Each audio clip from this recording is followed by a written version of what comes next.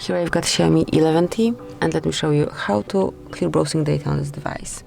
So first of all, you need to open the browser that you are using. In my case, it is Google Chrome. Then tap on More icon and select History. And here, just tap on Clear Browsing Data if you would like to remove it. Pick options that you would like to get rid of. So here you can smoothly mark them or remove the indicator just to pick those that you would like to delete. And actually, I would like to remove everything, including browsing history, cookies and site data, cached images and files, save passwords, out-of-uniform data, and site settings as well. So I marked everything, and then let's pick the time range. So select the period of time from which you would like to remove this history. I would like to perform a full cleanup, so I will pick all time. And the last step is to click on Clear Data. Tap on Clear again, and that's it. As you can see, there is no more browsing history. Thank you for watching.